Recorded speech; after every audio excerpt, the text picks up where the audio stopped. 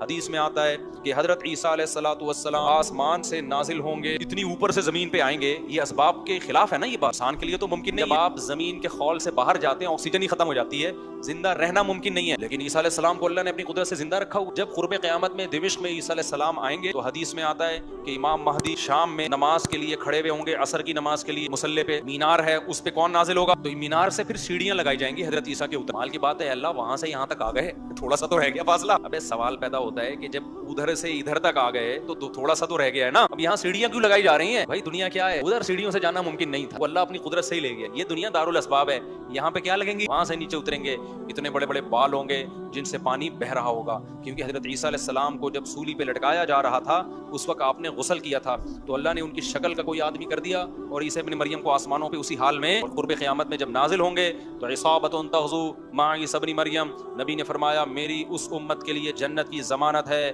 جو عیسیٰ ابن مریم کے ساتھ مل کے جہاد. حضرت عیسیٰ نے آتے ہی کیا کرنا ہے؟ تو اور پھر ایسا جہاد ہوگا اما الاسلام و اما السیف، یا تو اسلام ہے یا تلوار ہے، بیچ کا کوئی راستہ. اور تقاتلون الیہود، سب سے پہلے لڑائی کس سے ہوگی؟ یہود سے ہوگی، عیسیٰ ابن مریم کی، کیونکہ یہود نے آپ کو قتل کرنے کی کوشش کی تھی تو اللہ تعالیٰ عیسیٰ ابن مریم ہی کے ذریعے ان سے انتقام. اب ایسا نہ ہو کل کوئی امام مہدی آ جائے. آج کل مارکیٹ میں امام مہدی کے نام پہ منجر، تھوڑے دن میں کوئی مہدی. میرے والد صاحب ایک واقعہ بتایا کرتے تھے، ہماری محلے کی مسجد میں ایک آدمی بہت نیک تھا، بعض لوگ بہت زیادہ عبادت کرتے ہیں، دماغ خشک ہو جاتا ہے، خوراک ہوتی نہیں ہے، ہنسی مزاح کی کوئی بات ہی نہیں ہوتی، تو اوپر سے سیٹنگ کیا ہو جاتی ہے، تو اس کی سیٹنگ آؤٹ ہو گئی. برا نہیں تھا وہ، میرے والد صاحب کے پاس آیا، کہنے لگا، میرے والد صاحب کو لوگ حافظ صاحب کہتے تھے، حافظ صاحب ایک بات آپ سے کرنا چاہتا ہوں، آپ ذرا نیک آدمی لگ رہے ہیں، صرف آپ سے کروں گا، کسی اور سے نہیں. والد صاحب نے کہا کیا؟ کہتے ہیں مجھے نا کچھ الہامات ہو رہے ہیں کہ امام. والد صاحب ہمیں یہ واقعہ سنا رہے تھے، کہتے ہیں کہ میں نے اس سے کہا کہ بس مجھے بتا دیا، میرے علاوہ کسی کو قطعاً نہیں بتانا، حالات کا میں ذمہ دار، تو بس یہ مجھے بتا دیا نا، بس یہ ہم دونوں کے راز کی بات ہے اور اللہ کو پتہ ہے، کسی تیسرے کو بتانے کی بالکل بھی ضرورت. والد صاحب نے اس کو بولا بھائی تو تھوڑا سا وظائف نا نارمل لائف میں آ جائے، انسان کا بچہ بن رہی، کھوپڑی کیا ہو رہی ہے سیٹنگ. بہت سے امام مہدی اس چکر میں بنے ہوتے نہیں ہیں. تو جب امام مہدی نے آنا ہوگا نا تو سب سے پہلی بات یہ کہ وہ مہدی ہونے کا دعویٰ نہیں کریں گے، ان کو لوگ کہیں گے کہ آپ مہدی، ان میں علامتیں دیکھ کے علماء ان سے خود کہیں گے، سارے پیچھے پڑ جائیں گے کہ آپ مہدی. سمجھتے ہو کہ نہیں سمجھتے ہو؟ جو خود سے مہدی ہونے کا دعویٰ کرے وہ تو مہدی ہو ہی نہیں سکتا. اور جب امام مہدی ہوں گے تو عیسیٰ ابن مریم نازل ہوں گے، جس کے دور میں عیسیٰ نازل نہیں ہو رہے اس کا مطلب وہ مہدی ہے ہی نہیں. تو حدیث میں آتا ہے حضرت مہدی مصلی پہ کھڑے ہوں گے تو حضرت عیسیٰ علیہ السلام آئیں گے تو وہ حضرت مہدی ان کو مصلی پہ آگے کریں گے کہ آپ نماز پڑھائیں. لیکن حضرت عیسیٰ علیہ السلام کس کے حوالے کریں گے مصلی؟ کہ یہ نماز آپ ہی پڑھائیں گے. کیوں؟ مجھے اللہ نے نماز پڑھانے کے لیے نہیں، مجھے کس کے لیے بھیجا ہے؟ جہاد کرنے کے لیے بھیجا ہے. میں تلوار لے کے لڑائی کروں گا، یاجوج ماجوج کو قتل کریں گے. اب یاجوج ماجوج کہاں ہیں اس کے بارے میں کوئی صحیح بات ہمارے علم میں، ویسے بھی اگر ہمیں پتہ چل جائے کہاں ہیں تو وہ دریافت ہو جائیں گے نا. اور قرآن کہتا ہے قرب قیامت سے پہلے وہ دریافت نہیں ہو سکتے. تو اللہ نے چھپا دیا ہے ان کو، چھپا دیا ہے تو چھپایا ہے اس لیے کہ پہلے نہ پتہ چلے کہ کہتے ہیں یہ چائنیز ہے. کوئی بھروسہ نہیں ہے، ویسے لگتا ہے کہ شاید ہو، کیونکہ وہ جو ذوالقرنین نے دیوار بنائی تھی نا، سیسا پلائی ہوئی اور پہاڑوں کے پیچھے دھکیل دیا تھا اور پھر بڑی تعداد ہو گئی ان کی، حدیث سے پتہ چلتا ہے شاید وہ، لیکن بہرحال کوئی یقینی بات نہیں. یاجوج ماجوج ایک بڑی طاقتور قوم ہوگی جس کو حضرت ذوالقرنین نے سورہ کہف میں اس کا بھی تذکرہ ہے، پہاڑوں کو بند کر کے ان کو کھیل دیا، کہیں چھپا دیا ان کو. تو قرب قیامت میں وہ نکلیں گے اور پھر دنیا میں تباہی مچائیں گے. اور پھر ان کو کون قتل کرے گا؟ حضرت عیسیٰ علیہ السلام. تو وہ ابھی نہیں نکلیں گے، جب نکلیں گے تو ان کا ابھی دریافت بھی نہیں ہو سکتے وہ.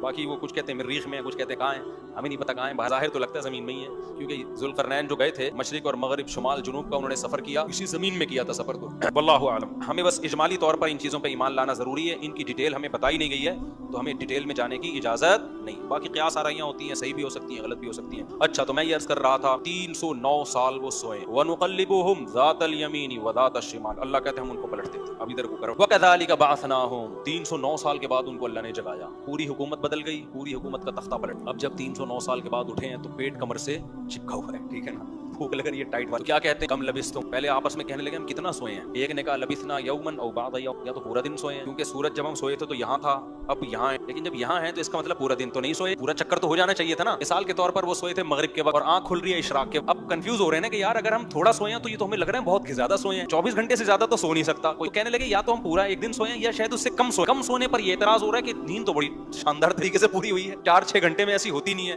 اور اگر زیادہ سوئے ہیں تو سورج جب ہم سوئے تھے وہ یہاں تھا، اب یہاں ہے، تو 24 گھنٹے بھی پورے نہیں ہوئے. کیونکہ ان کا کیا خیال ہے کہ یہ 300 دفعہ پلٹ کے سورج آ چکا ہے. جب کافی دیر ان کی بحث ہوئی تو کہنے لگے ربکم اعلم بکم، اللہ ہی جانتا ہے بھائی کتنا سوئے ہیں، اس بحث سے کوئی فائدہ نہیں ہے، ابھی تو روٹی کی فکر. فبعثوا احدکم بورقکم، یہ سکہ رائج الوقت لے کے جاؤ اور روٹی لے کر آؤ. اب دیکھو یہاں بھی وہ اللہ پہ توکل کر سکتے تھے کہ ہم جا رہے ہیں، پیسے لے جانے کی ضرورت، ہم نے اللہ کے لیے قربانی دی ہے، لائے گا کون ہمیں؟ نا بھائی، اللہ نے کہا ہے جتنے اسباب اختیار کر سکتے ہو کرو. تم ایک اجنبی جگہ پہ جا رہے ہو، تمہارے پاس سکے ہونا، پیسے تو لے کے جاؤ. عربوں میں نا جب زمانے جاہلیت میں حج ہوتا تھا تو دور دور سے جو عرب قبیلے بیت اللہ آتے تھے پیسے نہیں لے کے آتے تھے ساتھ میں، کہتے تھے کہ ہم اللہ کے گھر کی زیارت کے لیے جا رہے ہیں تو کھلائے گا کون ہمیں؟ اللہ ہم پیسے نہیں لے کے جائیں گے, یہ تو توکل کے خلاف ہے یار. اللہ کے مہمان وہ مثال ایسے دیتے تھے جیسے آپ اپنی نانی کے جا رہے ہو اور اپنی کھانا ساتھ لے کے جا رہے ہو, تو نانی کو غصہ آئے گا نا, بیٹا میں نے تیری دعوت کی ہے تو کھلاؤں گی کون, میں کھلاؤں گی تجھے, تو اپنے ساتھ کھانا کیوں لے کر آیا ہے. تو کہتے تھے جب ہم کسی کے مہمان ہوتے ہیں تو کھانا ساتھ نہیں لے کے جاتے, میزبان کا کام ہے, تو ہم اللہ کے گھر پہ جا رہے ہیں, ہم پیسے لے کے نہیں جائیں گے, اللہ پہ توکل کریں گے. جب پیسے ختم ہوتے نا تو بھیک مانگ رہے, تو بھائی کو اللہ کے نام پہ کوئی کھانا دے دے یار, کوئی تو روٹی دے دے.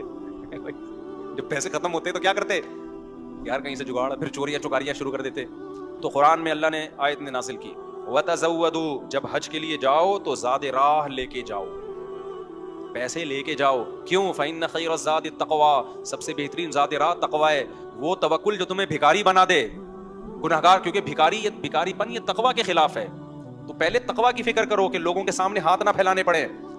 تو ان کو بتا دیا اللہ نے صحابہ کو کہ توکل کا یہ مطلب نہیں ہے کہ دنیا میں اسباب اختیار نہ کرو, حج پہ جا رہے ہو تو پیسے لے کے جاؤ سارا. تبھی فقہا کہتے ہیں, فقہا نے دین کو خوب سمجھائے کہ حج صرف اس پہ فرض نہیں ہو جاتا کہ آنے جانے کا انتظام ہو جائے, نہ, حج اس پہ فرض ہوگا آنے جانے کا انتظام بھی, راستے میں کھانے کا انتظام بھی, اور جتنے دن آپ گھر کی مارکیٹ سے شارٹ رہو گے بیوی بچوں کے کھانے کا بھی انتظام.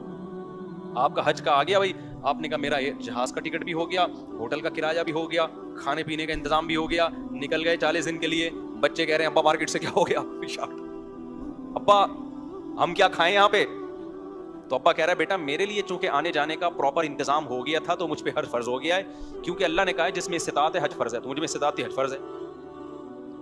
تو بچے کہیں گے ہمارا کیا قصور ہے. اس لیے علماء نے بیان کیا کہ استطاعت میں یہ بھی داخل ہے کہ آپ کا بھی اور جن کی آپ کفالت کر رہے ہو, جو آپ کی شرعن ذمہ داری ہے, ان کا بھی انتظام ہو. سمجھتے ہو کہ نہیں سمجھتے ہو. تو انہوں نے اپنے ساتھ سکے لے کے گئے ہوئے تھے, وہ سکہ رائج الوقت. جب نکاح ہوتا ہے نا تو سکہ رائج الوقت, میں نے سکہ رائج الوقت میں آپ کا نکاح فلاں, میں یہ لفظ نکال دیا ہے, اتنے پیسوں میں کرایا ہم نے, کیونکہ رائج الوقت ہی سکے چلیں گے نا, یہاں نکاح میں ڈالر تھوڑی دیں گے. کبھی خربوزہ خریدتے ہوئے کہا کہ سکہ رائج الوقت کے مطابق یہ خربوزہ کتنے روپے کلو ہے. جیسے وہاں سیدھا سیدھا بولتے ہو بھائی خربوزہ کتنے روپے کلو ہے, تو مہر میں بھی وہی ہے. جب پاکستان میں شادی ہو رہی ہے تو پاکستانی روپے میں ہی ہوگی, اس میں الگ سے سکہ رائج الوقت بتانے کی ضرورت نہیں ہے. لوگ کہہ رہے تو سکہ رائج الوقت کے مطابق, تو وہاں سے میری زبان پہ یہ آیا ہے. تو انہوں نے کہا بھائی یہ سکہ رائج الوقت ہے, اس کو لے کے جاؤ اور کھانے پینے کا انتظام کرو.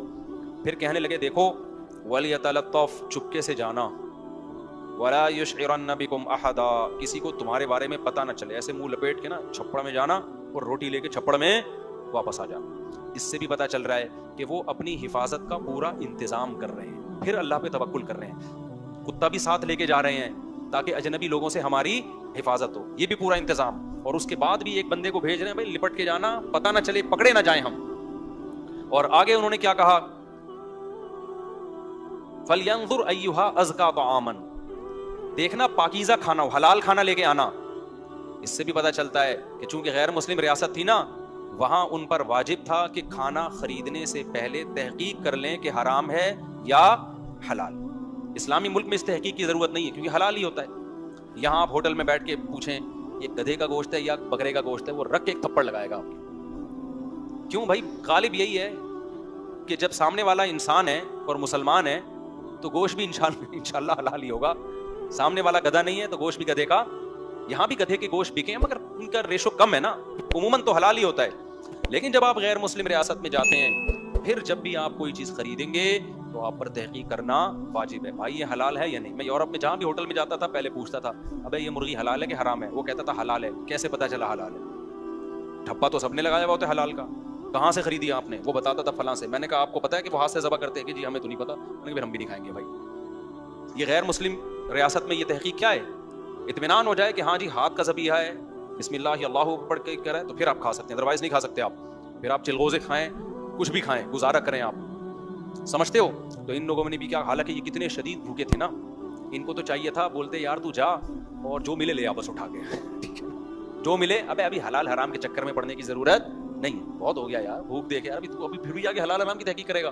ابے جو ملے اٹھا کے لے آ, نہ حلال لے کے آنا, حرام سے اوائڈ کرنا.